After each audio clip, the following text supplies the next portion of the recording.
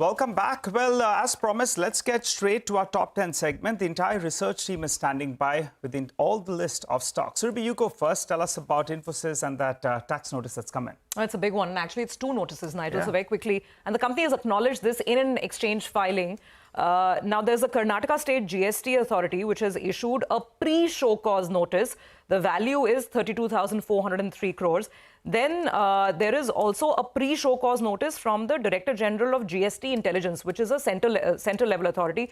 We don't know the exact quantum, whether this is the same demand by both authorities or different demands, but I'm just stating what the company has acknowledged publicly. The company obviously is refuting these charges, and Infosys goes on to say that as per regulations, GST is not applicable on these expenses.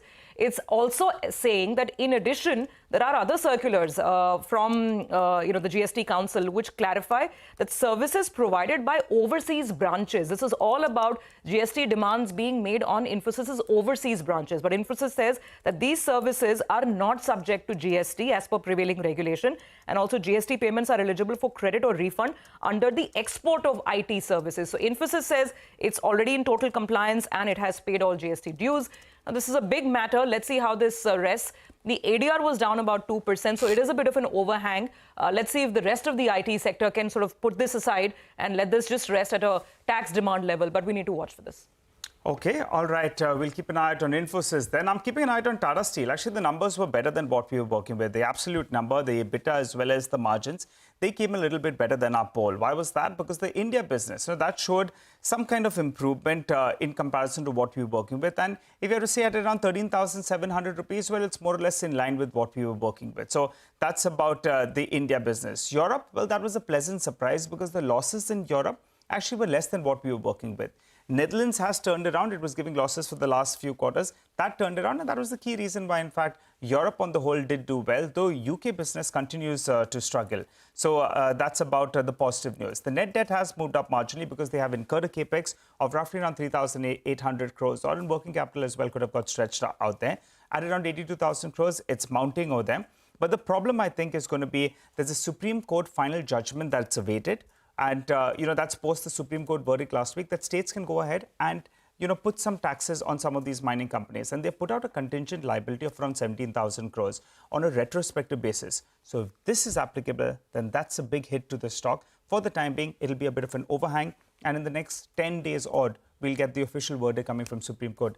If it is, if it is something that comes through, then the stock could pull back close to around 8 to around 10% going by that amount. So we'll keep an eye out. For the time being, expect this to weigh, and that's why going with the red. So there's one number, 32,400 crores Infosys, and 17,300 crores Tata Steel. Big numbers over there. Let's move on. Bank of Baroda came out with numbers. Abhishek, how do they look? Well, the headline numbers looked a bit weaker than our poll. However, the internals were pretty good. Take a look at the international net interest margin. It is at all-time high, while the slippages are lower than what analysts fear. So, the overall net interest margin was at 3.18% when compared to 3.27% in the previous quarter. The international net interest margin was at 2.23% versus 1.95% in the previous quarter. And this 2.23% is at all-time high for the bank. The ROE is at 8-quarter low of 17.45% when compared to 20% in the same quarter last year. However, slippages have come in at 3,018 crore versus 3,200 crore in the previous quarter. Analysts were working with a number of 4,200 crores, so slippages are below analyst estimate. Asset quality continued to improve. Gross NP ratio at 2.88% is perhaps the lowest that you are seeing in last 9 or 10 years. In terms of the poll, the PNL is slightly below our poll, 11,600 on NII. We are working with a number of 11,640 crores, and the PAT has come in at 4,458 crores. We were working with a number of 4,517 crores. Back to you. Okay, all right, Abhishek, thanks a lot for that. Going to Coal India then. In fact, we'll have the management of Bank of Baroda who will be joining in later today. So stay tuned for that conversation at 10:15 a.m. Now, let's talk about Coal India. Well, those numbers look better, though we're not comparing it with the poll because they've changed in the way they account for the stripping activity. So that's why we're not comparing it to the poll. But otherwise, the numbers look quite good. Top line, there was a mild growth. That's on expected lines. The EBITDA number grew by close to around 6%. So that told you that there was margin improvement. Even in the base year, they've regrouped the stripping activity. So that's why, in fact, we're comparing it on a like-to-like basis. How did this happen? Well, the employee cost did come in lower. In the base quarter, there was some kind of provisioning. It was relatively higher. So because the employee cost came lower, that's what's helped them as well.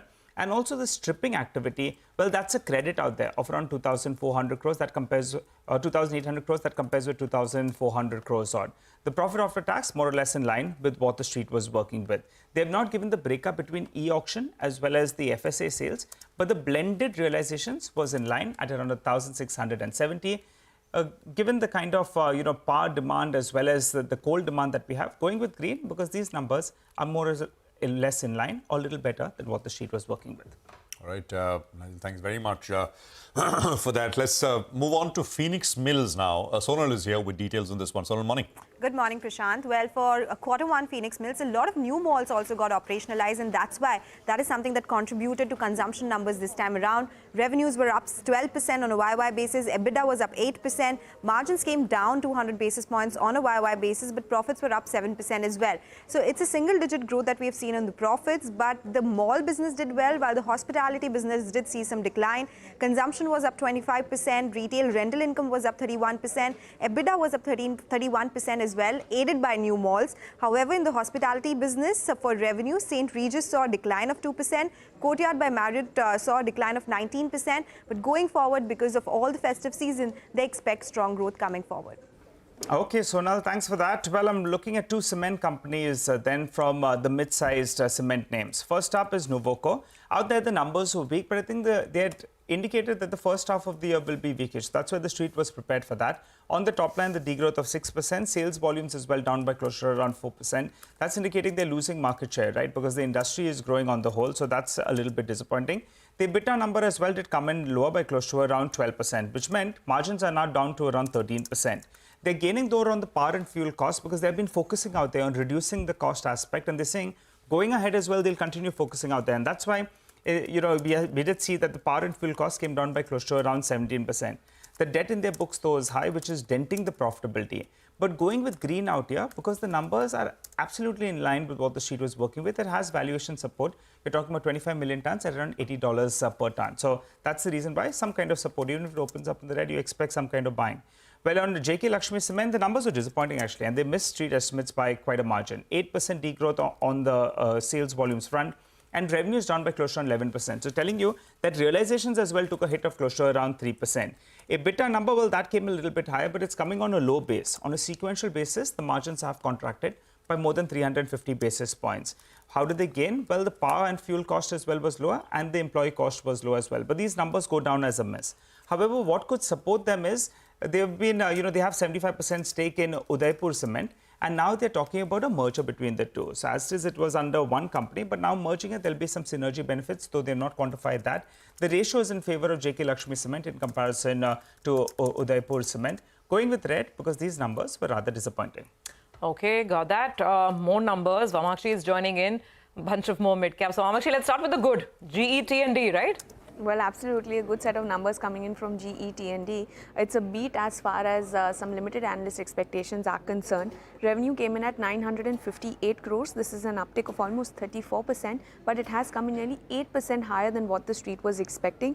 Given that revenue has grown by 34% and the cost of goods sold has actually increased by only 17%, the gross margin has expanded by 861 basis points. Resultantly, we're seeing a very sharp uptick in the EBITDA from 7.1% to 19%, and this too has come in nearly 924 basis points higher than the street expectations. Net profit has also surged multi-fold to 134.54 crores. Order booking, on the other hand, was a bit muted. Order booking was up only 2%, but the tide seems to have turned for the company because in the month of July alone, they managed to book orders worth almost 1,300 crores. So that indicates that there could be some better ordering momentum in the second quarter. So overall, going with the green for GE T&D. KRBL, on the other hand, has reported a rather weak set of numbers. Revenue saw a downtick of almost 15.2%, and this decline is largely being led by a 54% fall in exports. Domestic revenue, on the other hand, was up nearly 9.5%. The gross margins were impacted by lower exports and higher increase in input costs, and resultantly, gross margin slipped by 564 basis points. EBITDA margin also down at almost 9.78%, and net profit came in nearly 55% lower. So going with the red for KRBL. But lastly, let's also focus in on Aster DM. The stock is expected to open higher today, and that is because the company has reported the highest ever revenue for the India business at 1,002 crores, and this is an uptick of almost almost 19%. This is being supported by ARPOB, which was up nearly 12%, and occupancy at 67%. Margins have improved. The net profit of almost 5,145 crores is what the company has reported, as compared to net profit of 5 crores. And this is mainly on account of an exceptional inflow of 5,148 crores on the sale of the Gulf business in Q1. So overall, going with a green for Aster DM as well. Okay, all right. Vamakshi, thank you very much for that. So lots and lots of stocks on our radar, many of them on the back of earnings. But